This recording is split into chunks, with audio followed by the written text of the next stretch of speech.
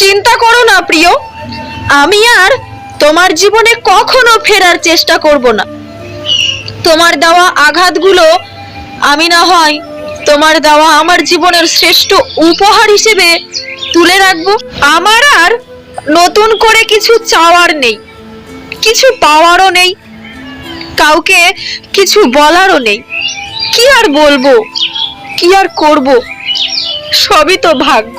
মন যার সাথে থাকতে চাই, ভাগ্য তার থেকে অনেক দূরে সরিয়ে নেয়।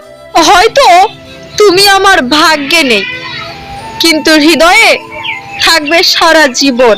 সবাই বলে কাউকে কষ্ট দিয়ে কেউ কখনো সুখী হতে পারে না, কিন্তু বাস্তবে দেখা যায় তারাই সুখী হয় যারা অন্যকে কষ্ট দেয়।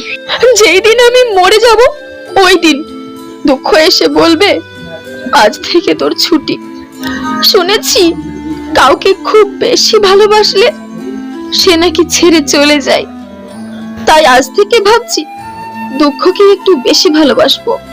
যদি সে আমায় ছেড়ে চলে যায় তবে জীবনটা আমার সুখী হয়ে যাবে।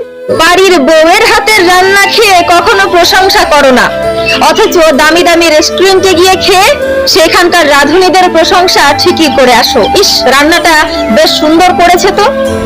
কিন্তু তোমরা একবারও খেয়াল করে দেখো না যে বাড়ির বউটা কত কষ্ট করে গরমের মধ্যে ঘেমে নিয়ে সারাদিন রান্নাঘরে খাটাখাটনি করে নিজের আঙুল কেটে হাত পুড়িয়ে হাতে ফোসকা ফেলে তোমাদের জন্য রান্না করে, তবুও তার রান্নার প্রশংসা তোমরা একবারও করো না।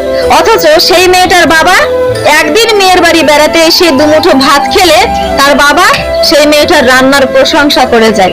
হ্যাঁ রে ভাই, কথাটা শুনতে খারাপ হলেও এটাই বাস্তব।